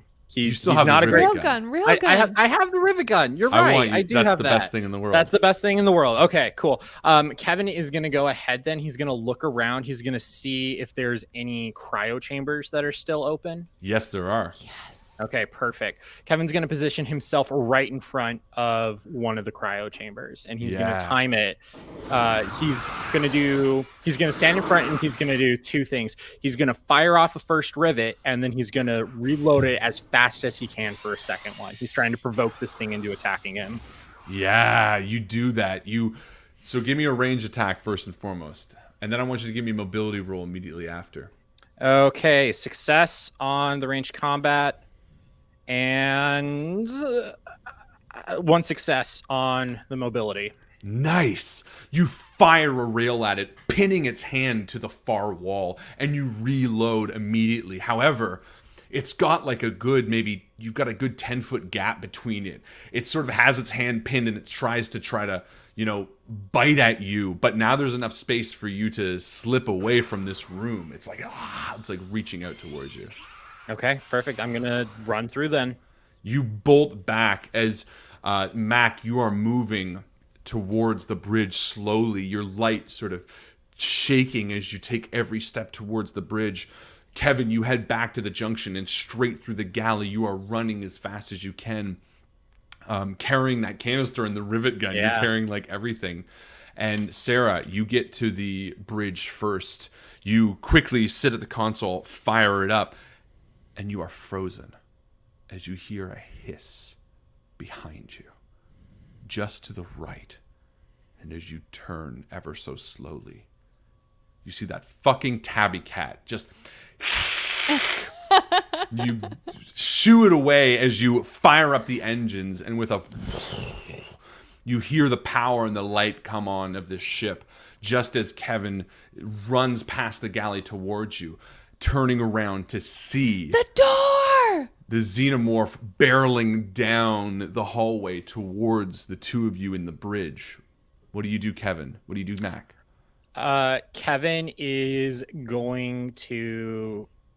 Kevin's gonna toss the canister into the room and seal the door shut. Nice. Wait, like into the bridge? Yeah. Kevin's gonna put the canister in the bridge. Yeah. And then he's gonna stand in the hallway and he's gonna close the door. Whoa. Kevin? Sacrifice. Yeah. You maybe lock eyes with Mac for a second. Yeah. Do you say anything? Yeah. Kevin's gonna say, "Happy payday, Captain. I recommend venting the ship." Yes. And with that, the door shuts and he turns around almost in slow motion. Mac, you see the light blinking, the red light that you never press. It's under a plastic seal. It releases all the hatches instantaneously on the ship. And I feel like As you're climbing, you're like now in the atmosphere, obviously. she waits a second until she hears it against the door battering. And then she flips the cover and presses the air. Yeah. She Kevin, vents the ship. Give me a survival roll first off, because she waited. Yeah. And you see this thing coming at Kevin. You see its tail. Whoom. Maybe you see the buckling of the door as it hits. Kevin? No successes. Yeah. And you see the splatter of white as the synthetic blood just splashes up towards it. And with that, everything sort of goes lifeless and liftless for a second before the entire corridor just... And as you climb steadily higher into the night air, the ship hollow, your payday sitting behind you, you fail to notice the ominous black drips that seem to fall from the canister and climb their way over to the tabby cat, eager for more flesh. And we are going to end it there, ladies and gentlemen. Thank you so much for hanging out with us tonight. That was absolutely fantastic. Yeah, that was great. Absolutely Great game. fantastic. Good job, boys. Great job, everyone. Really good job. That was a lot of fun. That was a Alien heck of a lot of fun. Ruination. It picked up at the latter half. I'm really happy. Oh, I like the whole thing, man. Well, Yeah, that was sometimes great. people get bored. They're like, It but starts I wanted. slow. To me, it's always nice to Yeah, have a you gotta little have- bit of But build up. that's the good part of a thriller, right? You have all that suspense and build up, like something's gonna happen. Look at Shane. What a sweetheart. Thanks, Shane. Thank you for checking out and hanging out. Shane is fantastic. If you have not played Deadlands or Army of Darkness or any of the amazing Savage Worlds games, check it out. Shane Hensley makes all of those. He's fantastic. Thanks for hanging out, Shane. But thank you guys, the players. You guys were absolutely wonderful tonight. Seriously, wonderful characters. I love that little... So, full disclosure, I told James before that he's going to find a canister, and his only job is to bring that home. You know what I mean? Like, that's... Yeah. That's what the androids do, man. I kept referencing it too, and Harlan said specifically, when you find it, you are under programming to do whatever you can in order to get it off planet. Whatever So you can. whatever you can. So that was great. No. You did your Yeah, job. I You're did the my best job. damn android there ever was. Ladies Kevin and gentlemen, Good Robot. That's your last name. This was our first stream for Extra Life. On November 6th, we will be streaming for 24 hours in support of Extra Life charities. The link is in the description of this video. If you have the means, and only if you have the means, this is not meant to be a guilt trip, please consider donating to this cause. It benefits Sick Kids Hospital. As two people who have a 4-year-old, we know how absolutely gut-wrenchingly terrible it is to have a child that is sick. Obviously, we're very lucky, but we can put ourselves in that position. So if you do have the means, please consider donating. It is a very important cause, and we're going to be streaming all month long in support of that, and then streaming for 24 hours on November 6th. And again, on November 26th, we'll be doing the Hot Ones Challenge, where we eat 10 of the spiciest wings. Plus, if we reach over $1,000, I'll be doing the One Chip Challenge, where I eat one of the spiciest chips in the world. Plus, we're going to be playing a ton of fantastic games and RPGs, and the best way you can help out is by donating or, helping out. There's many people who are helping out this year in many different ways. So if you're not able to donate, come and hang out with us anyway. Yes. Keep us awake. Keep us awake. That's always a great thing And to do. chat and hang out with the community because they're really great people to hang out with. And thank you everyone who is listening and watching tonight. Every Wednesday this month, horror games. Next week, we're going to be back with a zany B-movie comedy. Ooh. We're going to do that one. James, you're in for that, right? I'm so excited for that. Those are the I'm best. there. So fun. On the 20th, we're going to be playing End of the World, and with a hopefully special guest star. And then on the 27th, we have a special horror treat Should we for tease long it? time. No, not yet. For long time horror Invictus fans, we have a special treat on the last Wednesday of the month. Everyone will like it, but Invictus fans will especially like it. And every Friday night, save the 15th, we'll be streaming spooky games as well for Extra Life. So lots of stuff to hang out and do with us. That is it from us. Ladies and gentlemen, thank you so much. Have a wonderful night. And as always, donate for kids. See you next week, guys. Bye. See you Friday.